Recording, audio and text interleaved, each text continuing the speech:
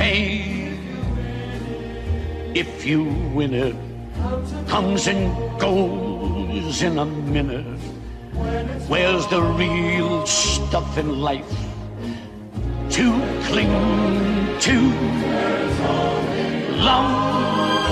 Hello, Anthony. Hey, good morning. How are you? Oh, good afternoon, I should say. How are you? I'm doing fantastic. Yourself? Good, good. Give me a minute here. Let me do an intro. Hello, everyone, and thank you for joining us on Boomer Pod. Our guest today is a renowned actor and stunt performer, Anthony Molinari. Thanks for joining us, Anthony. Thanks for having me, Larry. Please tell us, our audience, how your career started. Well, okay, so it started about 2001, and I was in the classroom, and the journal was on the board because I was a school teacher at the time. What do you want to be when you grow up? One of my students just asked me, like, raised his hand and said, Mr. M, I don't know what I want to be. I'm only 9 years old. I'm like, good point, good point. I said, if you could do anything today as a 9-year-old, what would you want to be? He's like, come on, Mr. M, I don't know. And then he says, all right, fine, Mr. M, I'll write my paper if you tell me what you wanted to be when you were 9 years old. And I was like, come on, Kenny, just write your paper. He goes, I swear, Mr. M, just tell me and I'll do my paper. I said, okay, fine. Let me think. That's right. The Fall Guy. I probably would have wrote about this Hollywood stuntman driving fast trucks, jumping off buildings, getting into fights, having fun. He goes, you want to be a stuntman? I go, Kenny, write your paper. And a couple of weeks went by. He said, hey, Mr. M, check it out. I go, what are you doing? You're not supposed to print anything off the computer without permission. And he goes, just look at it, Mr. M. I look at this piece of paper. I'm like, stunt school? I said, where'd you get this? He goes, the internet, Mr. M. Come on, get up with the times. So then he's like, you tell us to follow our dreams. Why don't you go and follow yours? I was like, yeah, I'm good. This wasn't a dream. My dream is right here, right in this classroom. I'm good. And it sat on my desk for a couple of weeks and I looked at it and I was like, you know what? It's over the summer. Why not just go out there, give it a shot and just go through the camp? And I went through this course and that led me down to LA in 2001. And then after a series of reaching small goals and a big goal, here I am 22 years later, still here. What a unique start to a terrific career. That's great. Now, you were George Clooney's stunt double in Leathernecks. What can you tell us about George? Oh, I mean, he's the best. You'd be so lucky to get him as your leader. He was directing, producing, writing, starring in that movie. To me, it proved that filmmaking can be fun. I think that's probably the greatest lesson I learned from being a part of George's sets. Now, how long did you do stunt work before breaking into acting? I would say 2009. We did this movie called The Fighter with Mark Wahlberg and Christian Bale. And in that movie, they asked me if I'd be comfortable doing dialogue. And I told them I'd give it a shot. And I got a lot of feedback from that performance from other friends and actors that said, hey, you know what? You should really look into performing. You have something there. And that's where it all kind of started. Now, that's one of my favorites. You played Shay Neary, is that right? That's correct. Now, how long did the rehearsal take for the fight? We rehearsed at Mark Wahlberg's house probably about 5 weeks before we went and shot that fight. Yeah, a good 5 weeks. And what was the most memorable thing about the rehearsal? The rehearsals? Well, I guess just the intimacy of Mark inviting us to his house every morning because the gym was on his estate. So I guess that would probably be the most memorable, going to Mark's house for 5 weeks that summer. And Christian Bale is quite the character. What can you tell us about him?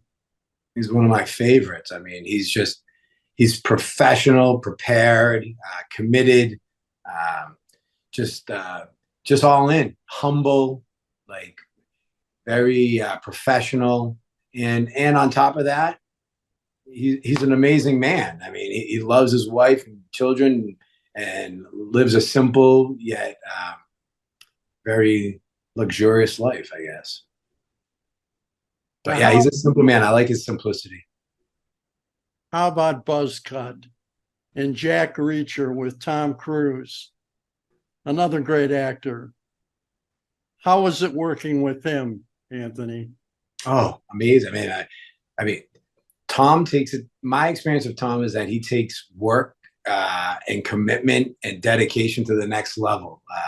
He would do. I mean, he would talk about his dreams of him having dreams of the movie, making the movie, and it was just. I mean, he would go home, he would eat and sleep, and be a part of this power of the creative play that we dance with so much.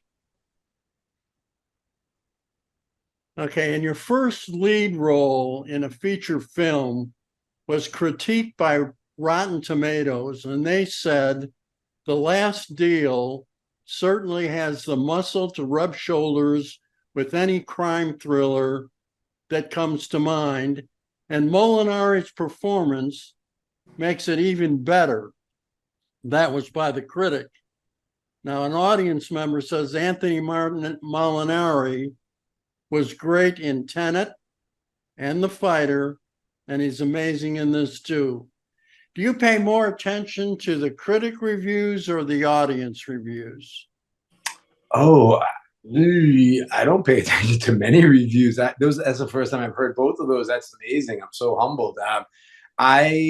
But I think I would resonate probably with more of the audience, like, I mean, the viewers' reviews.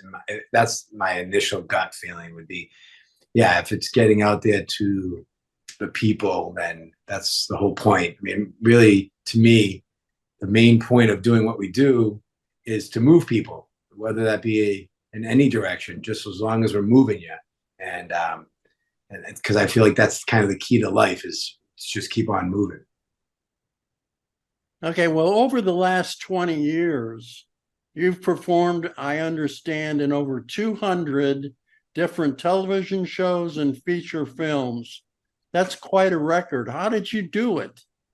Man, I don't even know. I mean, I can say my way of being was just, I was very passionate about it, determined, and willing to get out of my own way. So there was a lot of surrendering involved too, because I found that, like, sometimes my ego would get in the way and hold me back from doing some of the things that I didn't want to discover. But once I discovered it, I realized, like, wow, letting go of certain things in life really takes you to the place that you really want to go.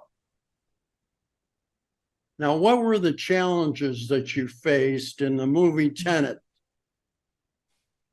Oh man, what Christopher Nolan! Wow, what an amazing director! I mean, I learned so much on that set. I think the greatest lesson that I learned from that movie, that director, and that experience was trust. Once you do your job as far as casting, or once you do your job as far as storytelling and hiring all the right people, trust that everyone's going to do their job. And as a performer on there, come prepared, be fully prepared, make decisions, take risk, and give everything you got. And how about Oppenheimer? Amazing. Yeah, another amazing set. Very similar. Okay.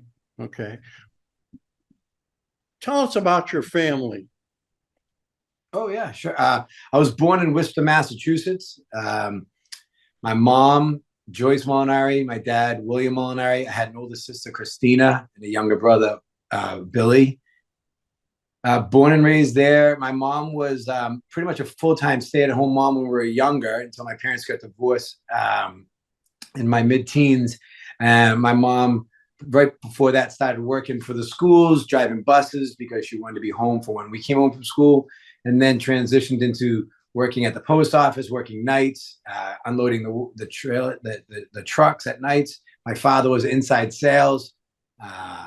Growing up, my house was like, the kids described it as like, this is better than HBO. We come down here and it's like it's a full-on live action show going on. I mean, you got beatings and dogs and fire, wood and everything. It's just it was very entertaining at my house. We kept it very lively. So our house was kind of like the hostel, the hangout, where all the kids came and played and slept and got into mischief. So it was very eventful. We had a very, very colorful childhood and really exciting, a lot of crazy things, daredevilish things, like risky things. So it was a lot of fun growing up in the house that I grew up, full of love. I mean, a lot of very loud, passionate love, like the Italian way. My father was Italian. He comes from the southern part of Italy, Calabria, so we're Calabrese, and my mom is Scottish and Irish. So it was a very interesting European mix of emotions and action. Very interesting. And how about the wife? Oh my God, my wife, my everything. She's my rock. She's everything. She's an angel. She's the one that actually is responsible for a lot of my success, because I felt like my whole life I was looking for the love. And once I mean, literally, as soon as I saw her, I knew, which was very interesting because I didn't expect that. But once we spoke, that was it. I was pretty certain that we were going to get married. And it did something for me. Like, having a powerful woman by your side is amazing, and so grateful for it. But two, like, I felt like it also released a large rock off my shoulder, because I felt like this hurdle has been overcome, and now I can focus on my career. And now I can focus on myself. I can focus on some of the other things that might be lacking in my life. So it was perfect timing for her to come into my life. And I never expected, me being like raised an Italian, Irish, Catholic, like, we grew up pretty poor. We had a couple of stints, we were on welfare, but pretty poor, meeting like this Middle Eastern Jewish Beverly Hills girl. It was very different backgrounds where we came from, but it didn't matter. We were in love. So we made it work. How about children? We have 4 beautiful kids. Yeah. 3 boys and a girl. That's amazing. That's amazing. 3 boys and a girl. What do you consider your favorite travel destinations, both for work and for leisure? Good. I'll start with work. It was one of my first big breaks. Clint Eastwood movie, Iceland. It was one of my favorite destinations, I feel like, or off the top of my head. Cuba was pretty amazing too, but that was with Papa, with Bob Yari helming that as far as our director and our leader. But yeah, in Iceland, it was just beautiful. It was my first location, and I remember writing home to my aunt, who was going through chemo and it didn't look good for her. They gave her 5 months to live, and I wrote her a letter saying, "I wish you were here," and she wrote me back saying, "I wish I was too." Yeah. And so I flew her out. Yeah, I flew her, my mom, my dad out, and we toured around Iceland. It was really beautiful. And then as far as life goes, I would say my honeymoon in Bora Bora was pretty amazing, and also New Zealand. Very special spots in my heart. Right. Right. Now, what do you consider your greatest career achievements? Right now, right here with you. I mean, this is great. I mean, I'm being interviewed in my own home. I mean, I love this. As far career achievements, okay. Yeah, the last deal, I have to say, the last big project I worked on. I mean, like, just the fact that, like, we took a tragedy and turned it into like an asset of growth. like it's because they say tragedy is a terrible thing to waste. So we went out and shot a movie and created while everyone was hiding and trying to like survive. And I would say that's probably one of the proudest projects I've been a part of to date. Something a little more mundane now. What's your favorite music? Oh my gosh, Michael Franti. I mean, he's my favorite artist and style of music. I love a positive message. I grew up with rap and I loved it for its beats and its music. But then I started listening to the lyrics and I was like, whoa, I got to be careful what I'm exposing myself to. And then I started realizing like the lyrics are very powerful and what we dance to and listen to is very influential. So I started going more along the lines of like, yeah, like a Bob Marley, a Michael Franti type of message. And how about your favorite food? Woo! Favorite food. The first thing that comes to mind is watermelon. But let's see. My wife is such an amazing cook. I would say koma zabzib. It's a Middle Eastern dish. And what is it? I've never heard of that. It's beans and beef with a lot of like this.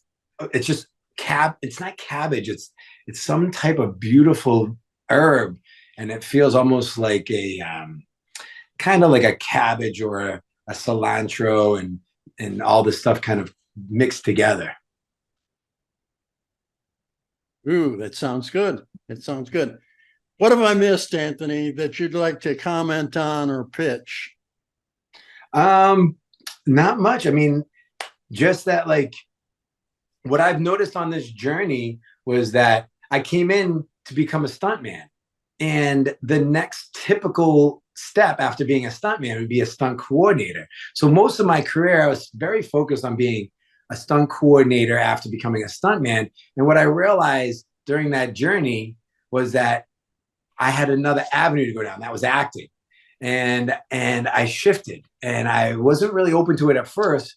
And then once I realized the opportunities that lied there, I went there and I've embraced it and I love it and I'm very excited about it. And I see the challenge and I'm embracing that challenge.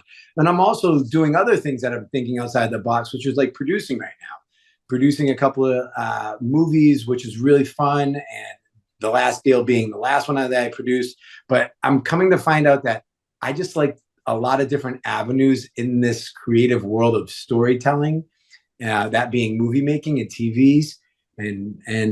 And I think that's what's really, I think, a challenge or something that I really admire about myself in life is that I've been open to all possibilities. And I mean, at first becoming a school teacher and then shifting halfway through my career and becoming a stuntman. And then after becoming a stuntman, wanting to be a coordinator and shifting, becoming an actor. And then in this acting world, shifting and looking into other avenues like producing and possibly directing down the road.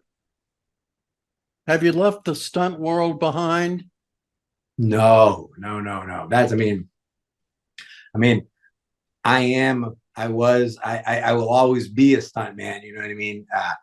It's in my heart. It's in my soul. It's what got me to where I am today. It's what brought me here. I mean, so it's, whenever I think about it, it's a part of me because it's what makes up who I am. It was in my journey, this journey of life. Did you do any stunt work in the last deal? I performed all my own stunts. So yeah, there was some fights and some light action sequence and some light driving that was fun. And how about to pitch? What's coming up for you? Oh man. So let's see. I got this micro budget project that I'm about to put together right now. We're going to go shoot during this strike because, again, like I said, a tragedy is a terrible thing to waste. So we want to create when things are stopped. So being the artist that we are, we're going to go out and create something. And then also working on producing a project that is an amazing story by Mike Watson, who's a stunt coordinator, second year director in our business, and also a fantastic writer. And yeah, that's what I got going on as right now. And what are your thoughts about the strike? It's perfect. I mean, it's exactly what we needed right now. I mean, sometimes in life you got to draw a line and say, hey, enough's enough. I mean, this is not going to work. I mean, in the sense of like, we literally can't survive on what you're giving us. So we need to draw a line, and just out of self-respect and dignity, we got to say to it, like, enough is enough. You got to relook at this and compromise. And as a producer, do you have mixed feelings about the strike? Absolutely not. No, I mean, when I think of producers, there's so many different hats, because this isn't a strike really against the producers. It's really about the studios. I feel as though that's the real issue. And but yeah, I guess producers create studios and stuff like that. But this is a much bigger process than just the studios, because producers are somebody that, like, I feel like somebody are the glue, is the connectors of this creative world and business world. So yeah, I feel like, no, I don't feel, I totally support the strike, and I totally support what we're asking for as actors and performers on film, and even the writers. I feel as though I support my writer friends as well.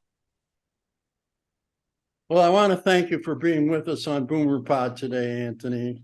Will you return sometime with your life and career updates? I'd be honored. Have a wonderful day. Be well. My best to your family. Thanks, Larry. I appreciate it. And just want to send a thank you out to Carl Cefalio for connecting us together. He's a great guy, and I'm always saying prayers for him. Have you worked with Carl? Oh yeah, Carl's hired me on a couple of projects. That he was early in my career. He gave me one of my a job on one of his projects, which was amazing. Very honored. One of the best in our business, man. One of the more talented guys. Actually, one of my inspirations. Watching him be such an amazing stuntman and an incredible actor and performer on film at the same time is what makes Carl stand out from the rest of the guys. And I kind of pride myself in that as well. Well, he was one of my previous guests, and I found him to be a very down-to-earth guy. Yeah, he's got a beautiful soul. Yeah, exactly. Well, thanks again. Have a wonderful day, and good luck to you in your future endeavors. Thanks, Larry. Same to you. Bye-bye. Bye. And you will be happy too.